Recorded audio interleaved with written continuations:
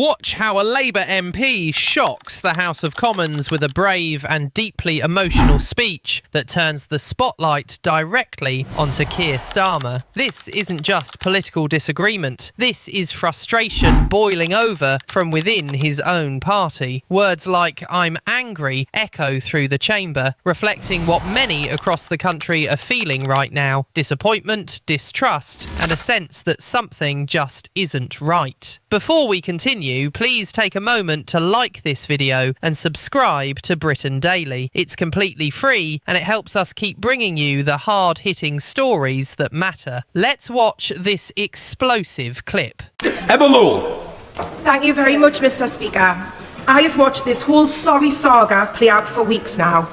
Like the public, I feel let down, disappointed, and I am angry. Peter Mandelson should never have been appointed. This was a fundamental failure of judgment.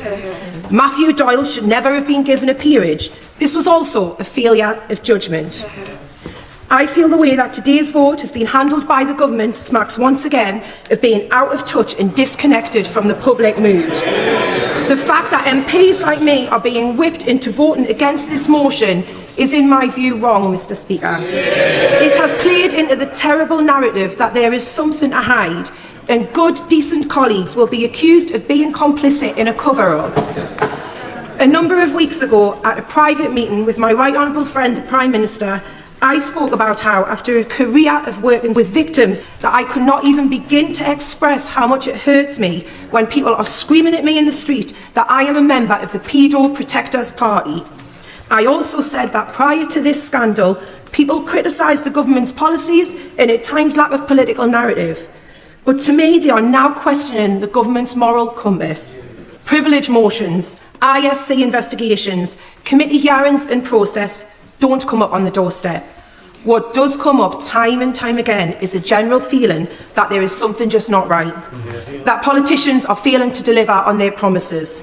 Trust has gone and it's been replaced by anger, and the already fragile fabric of our democracy is eroding further every day this continues. So I can't understand, Mr. Speaker, why the Prime Minister doesn't refer himself to the committee with a clear statement that he is doing so to clear his name. One quick session of the committee could surely see this matter concluded. Instead, it will now drag on and dominate every headline and interview. It will overshadow and undermine every good policy we make and continue to drag every single one of us down. Whether any Prime Minister misled the House or not is not a matter for the Foreign Affairs Select Committee, nor is it a matter for the Intelligence and Security Committee. It is a matter for privileges. That's why such a committee exists. It may be that opposition parties are using this motion today to box Labour MPs in, but I'm not angry about that. That's politics. Some of us here would do the same. But I know one thing for certain today, Mr. Speaker, that I will not be voting against this motion, but I want to listen carefully to the rest of this debate, because like everyone, when I came to this House, I wanted to do the right thing, and I hope I continue to do that for however long I have left in this place. As a magistrate of 20 years and a chairman of the court for 17 of those years, I hope I have something to offer to this debate. In that 20 years, I was part of a judicial process that saw myself, always with two fellow magistrates, send many defendants to prison. I will never forget the first time I was part of a bench that sent someone to prison. For one individual, one judge, to have the power and to be the only perspective in administering a prison sentence is not justice. Furthermore, a single justice acting alone may come under pressure from politicians not to send defendants to prison due to a lack of prison space available, regardless as to whether that defendant should in fact receive a custodial sentence. There may also be cases where a single justice is more lenient towards defendants of ethnic minorities for fear of being called racist if custodial sentences are frequently given by that judge to those defendants from ethnic minorities, regardless as to the demographics of that court area. With this bill, there is no scrutiny of a judge, no ability to question that judge's decision, no majority vote.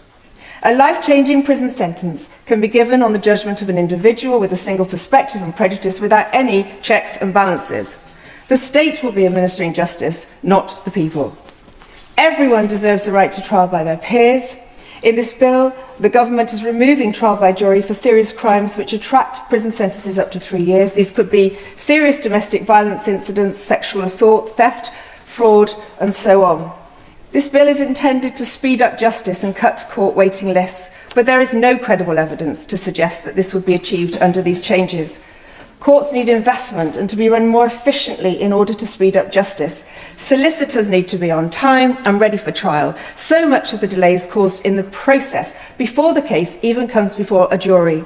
These proposals are the exact opposite of justice. These proposals go against the foundations of law and order in this country.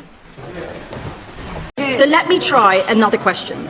The Muslim Vote campaign is telling people how to vote depending on what God they pray to. This is divisive, sectarian, and it has no place in Britain. Last time I asked the Secretary of State to condemn this, she said she was not aware of what I was describing. But in these local elections, the Muslim Vote has once again endorsed the Green Party and Plaid Cymru. So I will give her another chance. Can she condemn this group and the divisive sectarian role it is playing in British politics? Secretary of State. Mr Speaker, no one should face pressure or undue influence around their voting behaviour. Let me be absolutely clear on this point. But let me also be clear to the House, Mr Speaker, that I am fed up to the back teeth of opposition politicians coming here time and time again to sow division across our country. I am proud of the tolerant, compassionate and respectful nation that we are, and the Shadow Justice Secretary should have been sacked for his shocking and shameful racist comments against Muslims in our country.